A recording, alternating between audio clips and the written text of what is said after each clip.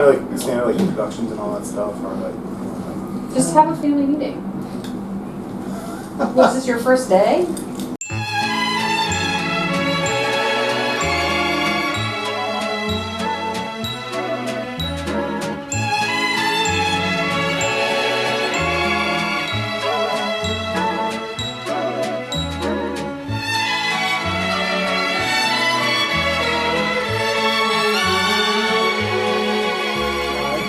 I'm one of the doctors in the neuro ICU, and I came to meet with you and talk about your relative who's here with us. I was wondering, and you are? My name's Samantha. I'm his daughter, and I'm a PACU nurse, by the way. So. And I'm Mary, his wife. Nice to meet you. Samantha's mother. Okay. It's been a long road. You've been here for a while now. I was wondering if you could tell me a little bit, so to help me understand what your understanding is of where he is now in his course. You want to go ahead, Mom? No, you tell. So, I mean, he was at home, he was having chest pain, we know he had an MI, and they did the hypothermia protocol. I think, you know, the big thing is that we're not sure if he had a seizure or it's just hypoxic injury, but he's not waking up.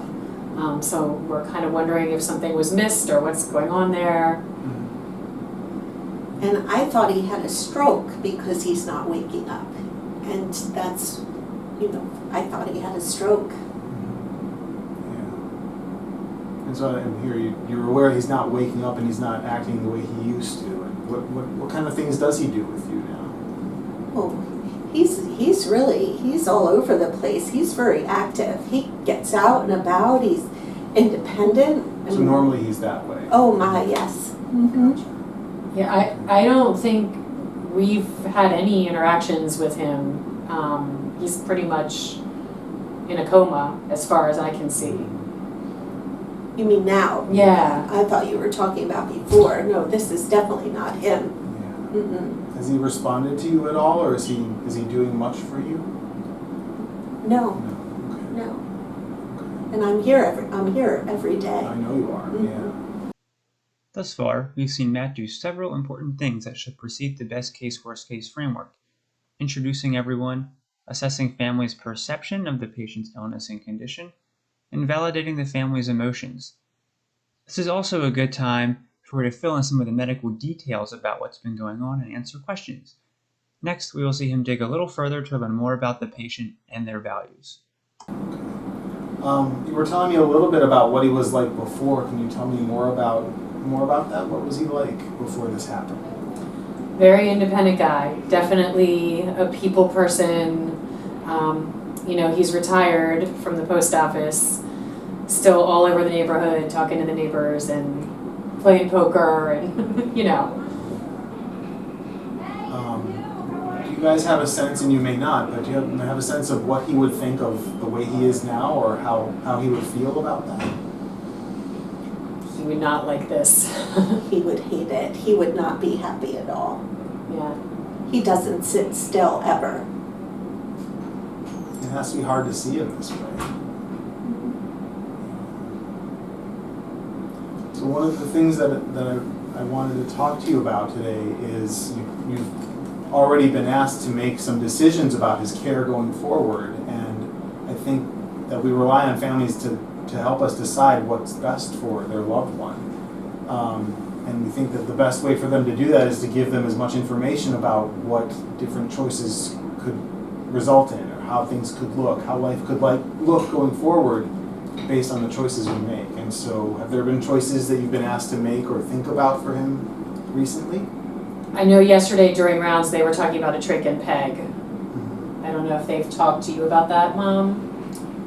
They might have. I mean, I all I hear is wake up. Waking up. So we're Some hoping- people say that we're hoping he can wake up, and that's what I hear. And I know that's what you guys are hoping for. Mm-hmm. I know that a lot of us are worried that he might not, and what that would look like.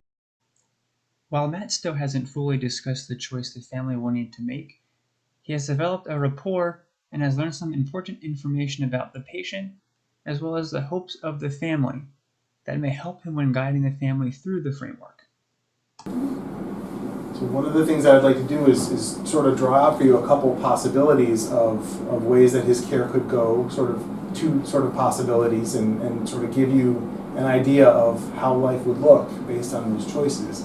Not asking you to make a choice today, I just want to talk through what those choices could look like, because I think that that's one of the best ways we can help people understand about the choices they're being asked to make, is what is this going to mean farther down the line if we pick this or that.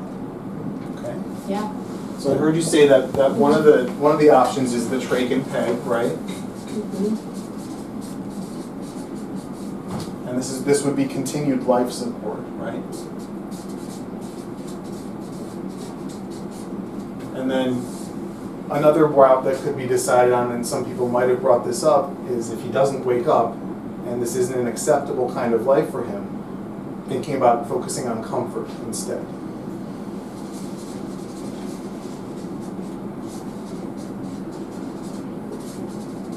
So what I'd like to talk about is for each of these what the best and worst case possibilities might look like.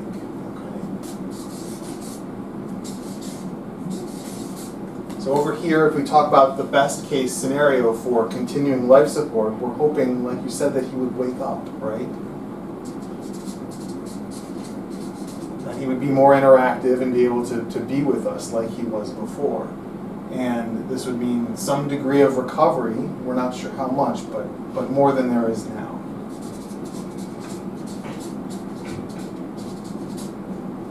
And I think the worst case scenario of this would be if he didn't wake up, what that would look like would be continued life support.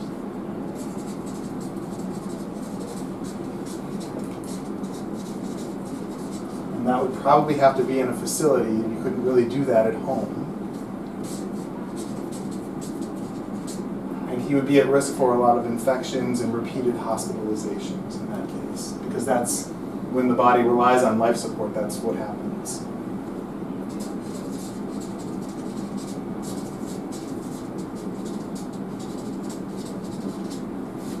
So on the other side, with comfort-focused care, I think what would happen in this case would be that his life would be much shorter, and his dying process would be very short if we tried to keep him comfortable, and that would be one of the best case outcomes for this side of things. And so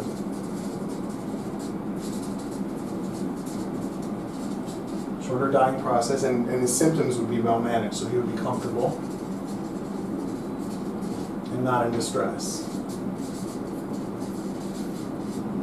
And the worst case outcome that I could imagine for this scenario would be that we might not be able to get on top of his symptoms and he would be suffering somehow.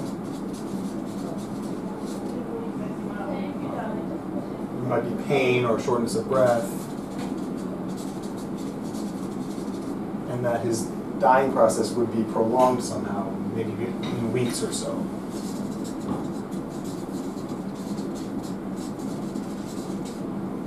Now I think that based on what we know about him and what we've experienced and what he's been through, our team's idea of where he fits on either of these is somewhere around here for this choice. Is that I think with continued life support, I know we're all very worried that he won't wake up because his brain is very injured, and that I think he'd be at risk for a lot of these other things.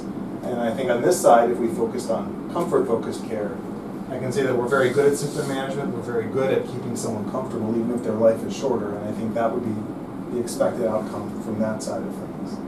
So again, I didn't do this to try to sell you on a plan of care or have you make a decision, but just to try to give you a sense of what you might face depending on the decisions that we make.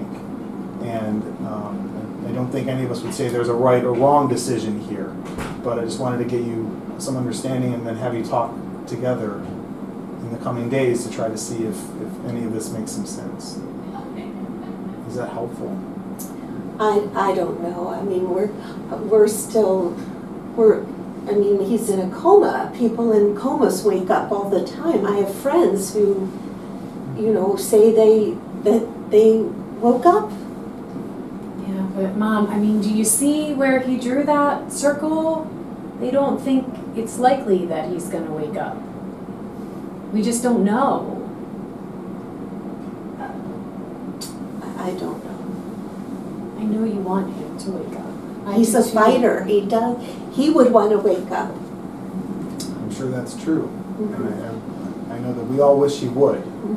But I'm just being honest with you about what our thoughts are about the possibility of that, and again, to just sort of prepare you with this information and see what the coming days bring us, and talk again at some point about making some of these decisions. I think we have a lot of talking to do. Right. We'll all be here to support you in through all of this, okay? Thank you. Thank you, Thank you. Doctor.